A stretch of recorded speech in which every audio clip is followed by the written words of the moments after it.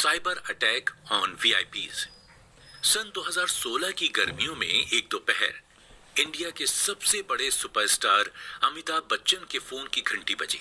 उन्होंने जब call receive किया तो कॉल की दूसरी ओर से बोल रहे इंसान ने अपना इंट्रो देते हुए बच्चन साहब से कहा कि मैं उनके बैंक का एक एग्जीक्यूटिव बोल रहा हूं।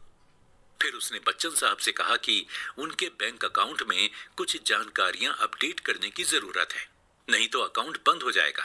अब क्योंकि मामला बैंक से जुड़ा हुआ था और पैसों के लेन देन से जुड़ी बात थी, इसीलिए बच्चन साहब ने बिना किसी शक के अपनी सभी जानकारियां उस बैंक एग्जीक्यूटिव के साथ शेयर कर दी।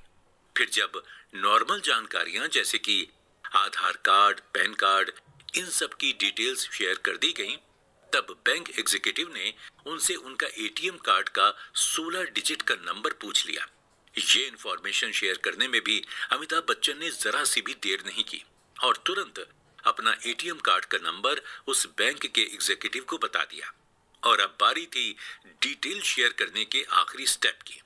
तो जैसे ही अमिताभ बच्चन ने एटीएम कार्ड का 16 डिजिट का नंबर बताया, वैसे ही बैंक एग्जीक्यूटिव ने बच्चन साहब के फोन पर तुरंत पहुंचा ओटीपी भी मांग लिया। उसके बाद अमिताभ बच्चन ने जैसे ही ओटीपी बताकर फोन रखा तो उनके बैंक अकाउंट से 5 लाख रुपए निकाले जा चुके थे। दोस्तों, ऐसी ही एक घटना केंद्र सरकार में एक इम्पोर्टेंट पोर्टफोलियो संभालने वाले यूनियन मिनिस्टर के साथ भी घटी। जब इस मिनिस्टर को कॉल आया तब उन्हें भी कॉल करने वाले इंसान ने खुद को उनके बैंक का एक एग्जीक्यूटिव बताया। हालांकि इस बार बैंक एग्जीक्यूटिव ने यूनियन मिनिस्टर से कहा कि सर, आपका एटीएम कार्ड जल्दी ब्लॉक हो जाएगा। अगर आप इस एटीएम कार्ड को यूज करते रहना चाहते हैं तो अपने एटीएम कार्ड की जानकारी शेयर कर दीजिए। बैंक एग्जीक्यूटिव के इतना कहते ही यूनियन मिनिस्टर एटीएम कार्ड को लेकर थोड़ा परेशान हुए। हालांकि उन्हें अपने एटीएम कार्ड की सर्विसेज कंटिन्यू रखनी थी, इसलिए उन्होंने पहले अपने एटीएम कार्ड का 16 डिजिट्स का नंबर बताया। फिर बैंक एग्जीक्यूटिव के कहने पर उन्होंने उनके मोबाइल पर पहुंचा ओटीपी भी शेयर कर दिया। ओटीपी मिलते ही बैंक एग्जीक्यूटिव ने मिनिस्टर साहब को थैंक यू कहा और फोन रख दिया। और बस फोन रखने की देरी थी कि यूनियन मिनिस्टर के फोन पर उनके बैंक अकाउंट से कई लाख रुपए ट्रांसफर होने का मैसेज आ गया, जिसे देखकर उनके होश वैसे ही उड़ गए जैसे विपक्षी पार्टी के नेता ने उनकी सीट पर कब्जा कर लिया हो। तो दोस्तों, ये घटनाएं यही नहीं रुकी। हमारे देश के बड़े बड़े लोग इस कॉल का शिकार हो चुके हैं। एक बार उत्तर प्रदेश के एक एमएलए को भी ऐसे ही कॉल आया। इस कॉल पर एमएलए साहब से भी बैंक अकाउंट को अपडेट करने के लिए कुछ बेसिक जानकारियां मांगी गई और फिर पिछली घटनाओं की तरह ही एटीएम कार्ड का 16 डिजिट का नंबर भी मांगा गया, जिसके बाद ओटीपी शेयर करते ही पैसे ट्रांसफर कर लिए गए।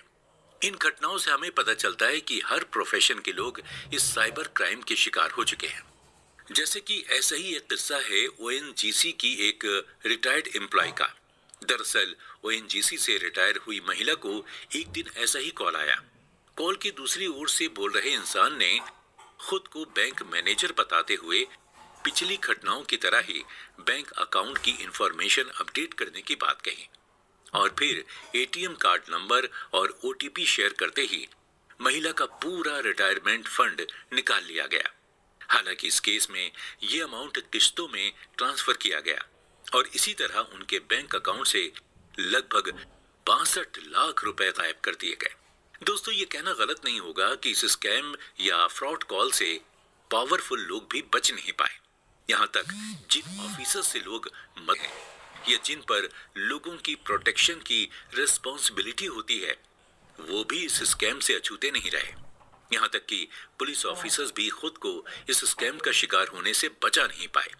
अगर एक और घटना की बात करें तो ऐसा ही एक मामला कस्टम डिपार्टमेंट के सीनियर ऑफिसर के साथ भी देखने को मिला। इस सीनियर ऑफिसर को जब ये कॉल आया तब इन्होंने बड़ी संख्या में विदेशी करेंसी पकड़ी थी। क्योंकि ये रकम बड़ी थी, इसीलिए इसे एक साथ बैंक में जमा करना आसान नहीं था। स्कैम कॉल करने वाले ने इनका भरोसा जीतते हुए कहा कि आप इस अकाउंट में ट्रांसफर कर दीजिए। इस तरह इस कस्टम ऑफिसर से 11 लाख रुपए ठग लिए गए। इसी तरह चेन्नई के कई पुलिस ऑफिसर्स, आर्मी, नेवी और एयरफोर्स तक के ऑफिसर्स को भी चूना लग चुका है। और पिछले कई सालों में इन फ्रॉड कॉल्स के गैंग ने रिटायर्ड आईएएस ऑफिसर को खास तौर से निशाना बनाया है। दोस्तों, ये तो सिर्फ कुछ बड़े और हाई प्रोफाइल लोगों के ही किस्से हैं, और अगर कॉमन मैन को इन आंकड़ों में जोड़ दिया जाए तो ये गिनती लाखों में होगी। और ये ऐसे लोग हैं जिनको ना सिर्फ कॉल आया बल्कि उनसे पैसे भी ठगे गए। लेकिन इस तरह का साइबर क्राइम करने वाले आखिर ये कौन लोग हैं? इन लोगों का ठिकाना कहाँ है? आम लोगों से लाखों की ठगी करने वाले ये लोग क्या कोई हैकर हैं, या सिर्फ हमारी और आपकी तरह ही आम लोग हैं? और जब लाखों लोगों के साथ इस तरह की घटनाएं घट चुकी हैं, तो क्या पुलिस ने कोई कार्रवाई नहीं की? अगर की तो कार्रवाई का नतीजा क्या रहा? दोस्तों, मिलेंगे इन सभी सवालों के जवाब आपको अगले एपिसोड में।